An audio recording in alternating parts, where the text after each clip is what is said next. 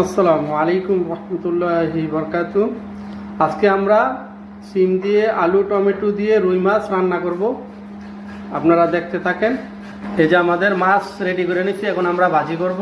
এই যে আমরা মাছ ভাজি করতে হচ্ছি। এই যে দেখেন, এই যে আমাদের মাছ হয়ে গেছে। এই যে দেখেন কত সুন্দর একটা কালার।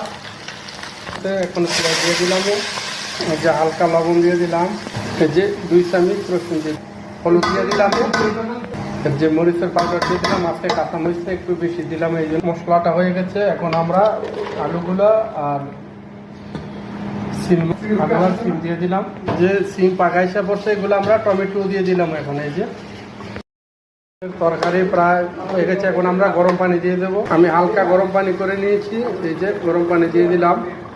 এই যে আমরা পানি দিয়ে দিয়েছি গরম পানি, এখন আমরা মাছগুলো দিয়ে দিচ্ছি। এই যে আলহামদুলিল্লাহ আমাদের তরকারি হয়ে গেছে, আমরা টেস্ট করছি, অনেক টেস্ট হয়েছে আলহামদুলিল্লাহ। আর আমি ঠিক যেভাবে রান্না করছি ঠিক আপনারাও ঠিক সেইভাবে রান্না করবেন। সিম্পল মশলা দিবেন, হলুদ মরিচ আর পেঁয়াজ, বাস।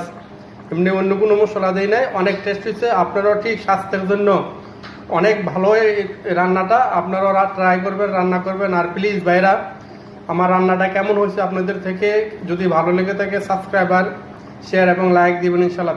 প্লিজ ভাইরা। আসসালামু আলাইকুম রহমতুল্লাহি বরকাত।